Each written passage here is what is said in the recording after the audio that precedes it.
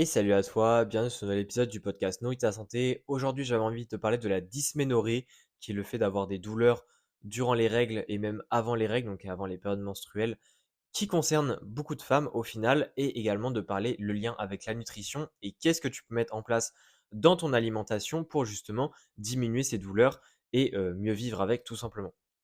Alors, pourquoi est-ce que j'avais envie de parler de ça? Parce que c'est déjà un sujet qui concerne beaucoup de personnes et d'ailleurs, même si tu es un homme, je t'invite quand même à écouter cet épisode pour justement, prévenir tes amis ou alors, même, ta compagne et cetera, de ces soucis-là parce que c'est quand même des choses qui sont assez, récurrentes et je pense que l'alimentation, c'est quelque chose où on ne se doute pas encore que ça ait réellement un impact sur la diminution potentielle des douleurs liées aux dysménorrhées et cetera. Alors déjà, première chose, un petit peu de la théorie, mais la dysménorrhée, c'est quelque chose qui peut être à la fois primaire ou secondaire. Ici, on va parler de la dysménorrhée primaire, parce qu'en fait, la dysménorrhée primaire, c'est simplement une douleur au niveau des menstruations, et cetera, qui n'est pas liée avec une pathologie au niveau du pelvis, et cetera. Enfin, quand je dis pelvique, c'est au niveau du bassin, tout simplement. Parce que la dysménorrhée secondaire, c'est quand en fait tu as déjà des problèmes au niveau du bassin qui vont du coup influencer la douleur au niveau, des périodes menstruelles parce que ton bassin est déjà, on va dire, sensible et cetera.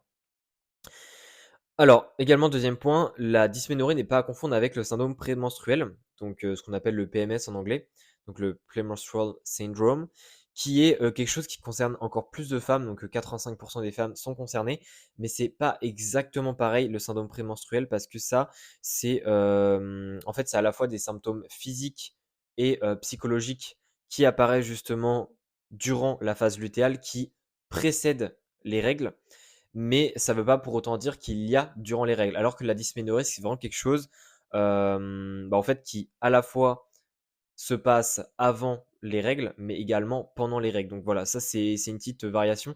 La dysménorrhée n'est pas exactement pareil que le syndrome prémenstruel.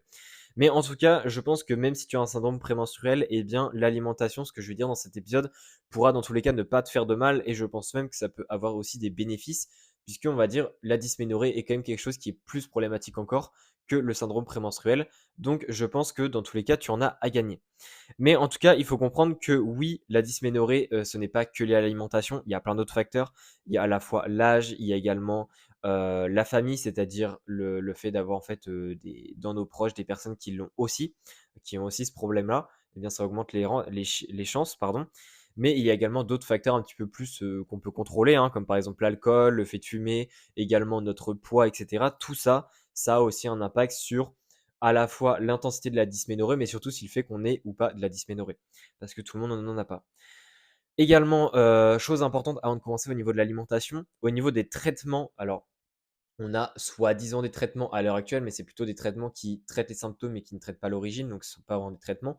C'est tout ce qui est à la fois des anti-inflammatoires non stéroïdiens ou alors même des pilules contraceptives qui sembleraient aussi avoir des effets sur ça. Alors, c'est quand même on a quand même en fait des niveaux de preuve qui sont assez, bancals, dans le sens où on ne trouve pas forcément que ces deux traitements-là ont des effets bénéfiques sur les symptômes et en plus de ça, ça crée, des effets secondaires donc ça reste quand même quelque chose qui est à prendre vraiment avec des pincettes où on pourrait vraiment se poser la question de: «Est-ce que ça vaut le coup que j'en prenne?»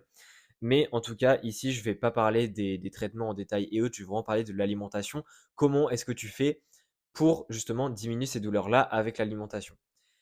Avant de parler des différents nutriments, je vais quand même expliquer concrètement pourquoi est-ce que la dysménorrhée fait mal, comment est-ce que ça se passe dans ton corps, parce que c'est en comprenant un petit peu comment ça se passe que tu vas mieux comprendre par la suite les nutriments que je vais te dire. Parce qu'évidemment, c'est pas trop mon style de juste te donner des nutriments et que tu comprennes pas pourquoi en fait ces nutriments-là pourraient avoir des effets bénéfiques justement sur les douleurs par rapport aux douleurs menstruelles. Donc déjà en fait ce qu'il faut comprendre c'est que la dysménorrhée, par rapport au syndrome prémenstruel, c'est quelque chose qui concerne 60 des femmes qui sont, qui ont justement, encore leur menstruation, hein, qui peuvent encore se reproduire et ces douleurs-là sont principalement liées avec une augmentation de la production de prostaglandines et justement ces prostaglandines, en fait, vont créer, en fait, de la douleur en augmentant les contractions au niveau de l'utérus, également en diminuant la quantité de sang qui va aller dans l'utérus, donc il va être moins servi en sang tout simplement. Et en plus de ça, les prostaglandines vont également augmenter la sensibilité des nerfs périphériques qu'il y a dans cette zone-là. Donc autrement dit, il va y avoir à la fois des contractions plus fortes, des nerfs plus sensibles, et en plus de ça, il va y avoir moins de sang qui circule. Donc ces 3 éléments-là vont faire qu'il y aura une douleur parce que ça va être, on va dire, des pics beaucoup plus intenses, à la fois parce qu'il y aura des contractions qui vont être assez violentes de l'utérus, que à côté de ça, il y ait les nerfs qui sont encore plus sensibles. Donc du coup, une contraction violente, ça va encore plus alarmer les nerfs et donc le cerveau va créer ça sous forme de douleur. Et en plus de ça, le fait que ce soit pas euh, très bien irrigué, voilà, chercher le mot, très bien irrigué, bah, ça va encore plus amplifier ces douleurs-là. Donc c'est un petit peu ce qui se passe. Et au niveau de la précision, en fait, qu'est-ce qui se passe? C'est-à-dire que à partir de l'ovulation, en fait, ton corps, de manière physiologique, il va stocker en fait des acides gras, tout simplement. Et ces acides gras qui vont être stockés, et cetera, de manière locale, un petit peu partout aussi dans le corps, et cetera. Enfin, voilà, c'est assez compliqué. Eh bien, quand la phase lutéale va arriver et surtout quand les règles vont commencer, eh bien, ces acides gras-là vont être relâchés et ces acides gras-là vont tout simplement produire des prostaglandines. C'est-à-dire que certains acides gras, comme par exemple l'acide arachidonique, qui est un oméga 6, va produire des prostaglandines, à savoir qu'il y a aussi des prostaglandines qui sont produites par certains oméga 3, mais que selon les acides gras qui produisent les prostaglandines, eh bien les prostaglandines produites ne vont pas avoir le même effet sur les contractions de l'utérus et donc vont être plus ou moins douloureuses, on va dire, vont avoir un impact plus ou moins négatif. Et justement, eh bien, cette forte production de prostaglandines lors des règles eh bien, vont justement par la suite venir ce que j'ai expliqué, c'est-à-dire augmenter les contractions, etc., etc. Donc en fait, ce qu'on va chercher à faire, au niveau de l'alimentation pour justement venir apaiser la dysménorrhée, c'est à la fois diminuer ou du moins de rééquilibrer cette production de prostaglandine, mais également de manger des nutriments qui peuvent à la fois venir à la fois être en lien avec le métabolisme des prostaglandines, mais également être en lien avec les 3 facteurs qu'on a dit, c'est-à-dire soit les contractions de l'utérus, soit tout ce qui est circulation sanguine, mais également tout ce qui est sensibilité des nerfs.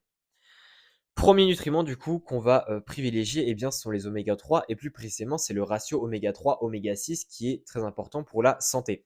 Pourquoi? Parce que les oméga 6, comme par exemple l'acide arachidonique, produisent des prostaglandines, mais le problème, c'est que ces prostaglandines-là, en fait, sont des prostaglandines qui vont avoir un fort effet sur la contraction et donc qui vont causer pas mal de douleurs. Par contre, tout ce qui est oméga 3, comme par exemple l'EPA, le DHA, produisent des prostaglandines, mais sont des prostaglandines qui vont justement être beaucoup plus douces, qui ne vont pas qui vont pas produire de la douleur comme le font les prostaglandines produites à partir d'oméga 6. Donc ce qu'il faut en fait, c'est pas forcément diminuer la consommation d'oméga 6 parce que c'est très compliqué, mais en tout cas augmenter la consommation d'oméga 3 pour justement venir un peu équilibrer ce ratio-là et donc venir équilibrer la production de prostaglandine en justement mangeant des aliments riches en oméga 3 comme les poissons riches en gras, le maquereau, le saumon, etc.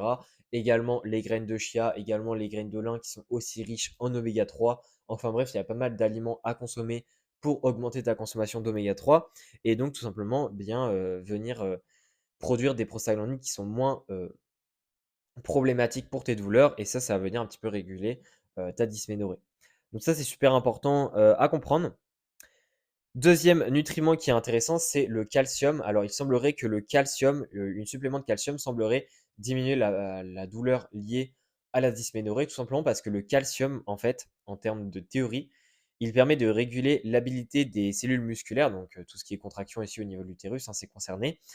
Justement, ça régule en fait l'activité des cellules musculaires et l'activité et leur habilité à répondre aux stimulations nerveuses. Et ça, c'est intéressant parce que ça permet en fait, de manière globale, de que les muscles, lorsqu'ils se contractent, et en fait, ça a un effet dans les deux sens.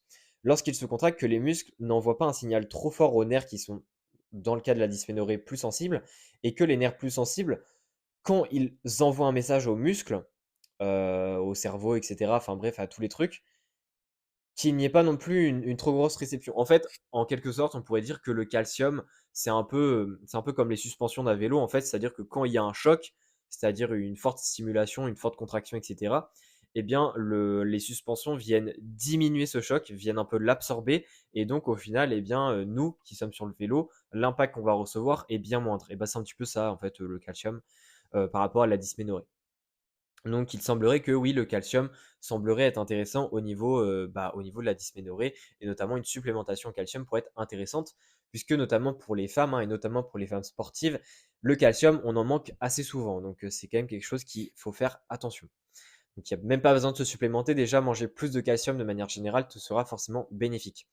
Ensuite, il y a également la vitamine D, puisque effectivement, se supplémenter en vitamine D pendant au moins 1 à 2 mois semblerait aider au niveau des douleurs de la dysménorrhée. Et ça peut être en lien en fait avec tout simplement la calciférol, qui est une forme de vitamine D, pardon, qui justement a un rôle dans la régulation des niveaux de prostaglandine. C'est-à-dire que la calciférol enfin en fait, intervient dans les métabolismes des prostaglandines, ce qui va donc un petit peu réguler ce métabolisme-là et éviter qu'il y ait une trop forte production de prostaglandine et donc de trop fortes douleurs lors des périodes menstruelles et également lors de la fin de phase lutéale. Il y a également aussi le fait que le chaud semblerait enfin, qu'à avoir en fait plus chaud aide à diminuer les douleurs de la dysménorrhée et ça peut être intéressant juste de manière globale, tout ce qui est être bien couvert, prendre des douches chaudes, prendre des bains chauds, etc. Ça peut aider. Alors ça, c'est pas de l'alimentation, mais c'est une petite aparté que je fais aussi. Ça aide beaucoup, hein, notamment les bouillottes, ces choses comme ça aide beaucoup. Donc c'est aussi un petit point, une petite aparté que je voulais faire. Mais sinon, au niveau des nutriments, alors il y en a trois autres que je voudrais parler, même quatre, mais qui sont moins recherchés, ou du moins on a moins de preuves pour le moment. Donc là, les trois principaux à prendre en compte, c'est vraiment la vitamine D, le calcium et aussi les oméga 3. Le reste, c'est un petit peu plus... on n'en sait pas encore assez du moins. C'est-à-dire qu'il y a des résultats intéressants, mais on n'a pas encore assez de données pour dire que oui, ça marche. Le premier, c'est la vitamine E. Se supplémenter en vitamine E semblerait diminuer les douleurs, mais ça dépend surtout de la durée de supplémentation. Il faut qu'elle soit plutôt long terme. Mais au niveau des mécanismes, on ne sait pas forcément pourquoi, même si on se doute que c'est en partie en lien avec l'effet antioxydant qu'a la vitamine E, puisque la vitamine E, en fait, c'est un antioxydant, mais pour les acides gras. Donc en fait, vu que les prostaglandines c'est créé à partir des acides gras, eh bien, on se doute bien que la vitamine E pourrait avoir des interactions avec et peut-être éviter ou du moins limiter la douleur. Alors que la vitamine C, il n'y a pas du tout de données là-dessus parce que c'est un antioxydant qui est hydrosoluble et donc ça n'interagit pas du tout avec les prostaglandines. Enfin voilà, c'est encore assez théorique, mais en tout cas, c'est ce qu'on pense. Ensuite, il y a le zinc. Alors, le zinc semblerait diminuer aussi la douleur, mais ça dépend aussi de la durée de supplémentation, hein, c'est souvent ça, hein, parce que déjà, ce qu'il faut comprendre, en fait, c'est que la dysménorrhée, c'est quelque chose qui apparaît que quelques jours dans le mois parce que ça dépend tout simplement de où est-ce qu'on est dans le cycle menstruel. Et donc, c'est en partie pour ça que la supplémentation met du temps à avoir effet parce que la dysménorrhée, c'est quelque chose qui est périodique en fait, c'est pas quelque chose qui est tout le temps là. Le zinc semblerait aider. Alors là, on a plus d'idées, mais le zinc semblerait aider parce que ça a un effet antioxydant. Et tout ce qui est ROS, donc Reactive Oxygen Species, etc., toutes ces molécules-là qui sont réactives dans le corps sembleraient participer notamment aux douleurs liées à la dysménorrhée, même si c'est aussi lié aux prostaglandines. Et en plus de ça, le zinc semblerait diminuer là aussi, aider à diminuer la production de prostaglandines en inhibant justement le métabolisme des prostaglandines, ce qui pourrait aider en fait avec la dysménorrhée. Alors, on n'en sait pas encore plus comment est-ce que le zinc il interagit avec le métabolisme. Il y a encore pas mal d'hypothèses, on ne sait pas encore exactement ça vient d'où, mais en tout cas, il semblerait que le zinc ait aussi des interactions. Dernier nutriment, c'est que la vitamine B1 semblerait être efficace aussi. Alors celle-là, c'est vraiment une vitamine où on ne sait pas trop pourquoi encore. C'est très très flou, mais en tout cas, je le dis juste comme ça, hein, c'est des pistes qu'on a. Et enfin, dernière chose que je voulais parler dans cet épisode pour terminer, c'est que le gingembre a aussi des effets bénéfiques sur la dysménorrhée, c'est-à-dire que consommer du gingembre semblerait aider au niveau des douleurs de la dysménorrhée et en tout cas en termes de dosage, on conseille de consommer entre 0,7 à 1 gramme de gingembre par jour qu'on peut très bien commencer à consommer le premier jour des règles, ou même de le consommer déjà 1 ou 2 jours avant le début des règles. Ça peut être très intéressant pour justement venir diminuer les douleurs de la dysménorrhée. Et ça, en fait, il semblerait que eh bien, ça diminue autant les douleurs que si on prenait un anti-inflammatoire non stéroïdien, comme je l'ai dit au début de l'épisode. Donc c'est quand même très intéressant parce que le gingembre a des effets bénéfiques sur la santé en plus de cet aspect diminution des douleurs. Et en plus de ça, eh bien, si on ne prend pas à la place un anti-inflammatoire non stéroïdien, eh bien, on n'a pas les effets secondaires de cet anti-inflammatoire. Donc au final, on est largement gagnant. Par contre, au niveau de pourquoi est-ce que le gingembre semblerait diminuer les douleurs, on ne sait pas exactement pourquoi. On se doute que c'est lié à des molécules présentes dans le gingembre.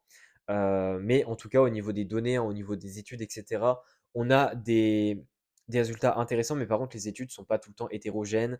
Ça manque également de méthodologie, etc. Donc, ce n'est pas encore une preuve très très solide, mais en tout cas, il semblerait que le gingembre ait des effets bénéfiques là-dessus. Donc, je te conseille au moins d'essayer parce que le gingembre, c'est un aliment comme un autre, c'est pas une supplémentation. Donc, au final, c'est que bénéfique pour toi. Donc, je te conseille au moins d'essayer et de voir si tu sens une différence ou pas en prenant du gingembre.